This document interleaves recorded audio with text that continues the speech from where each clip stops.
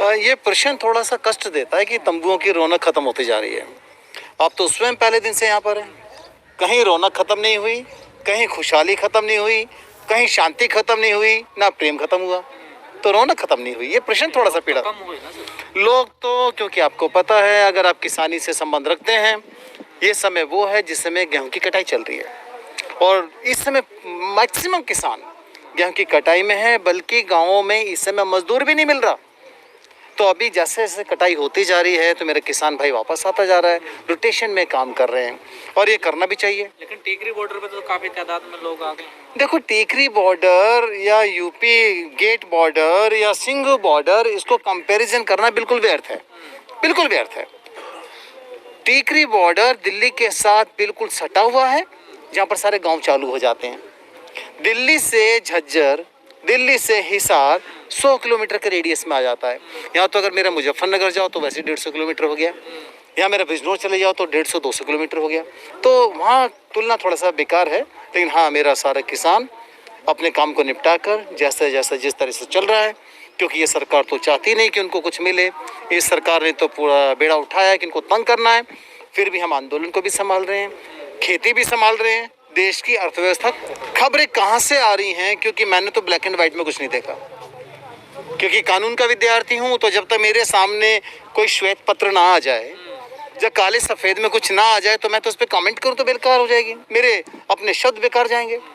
लेकिन जो हरियाणा के सीएम, उन्होंने रिक्वेस्ट भी करी ना, मानवता के आधार पे खाली कर दो आप। हाँ बिल्कुल, क्योंकि खट्टर साहब आज मानवता की बात बहुत कर रहे हैं। खट्टर साहब उस समय मानवता भूल गए थे जिस समय उनका काफिला निकल कर जा रहा था अम्बाला से, और कुछ किसान जो मेरे हाईवे के ऊपर आंदोलन कर रहे थे, उन्होंने उनको काले झंडे दिखा दिए। अब सरकार की नीतियों का विरोध करना मेरा संवैधानिक अधिकार है। अब रासुका लगाना ये खट्टर साहब की मानवता है। अब देख लीजिए कितने मानव प्रेमी हैं खट्टर साहब।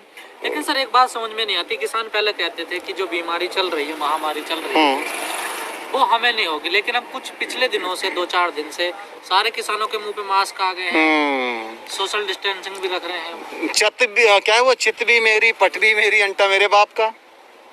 अगर हम नहीं लगाते मास्क तो आप, मेरे जो पत्रकार बंधु हैं, मीडिया के माध्यम से किसानों को, आंदोलनकारियों को, आंदोलनजीवियों को पूरी तरह से बदनाम करने की कोशिश करते हैं।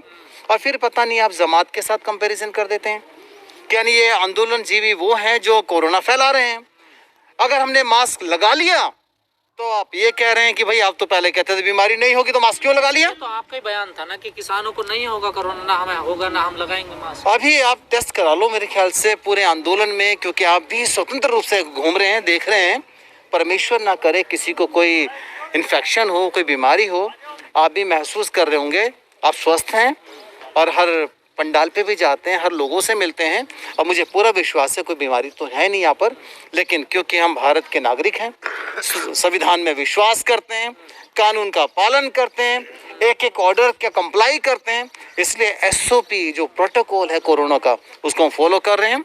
स्वयं राकेश टिकैत जी ने जो 3000 मास्क बांटे हैं अपने आंदोलन जीवियों को, हमें शान से आंदोलन जीवी ही बोलता हूँ इसको, क्योंकि कल मीडिया के कुछ पत्रकार थे जो आंदोलन जीवी गाली की तरह इस्तेमाल करते हैं।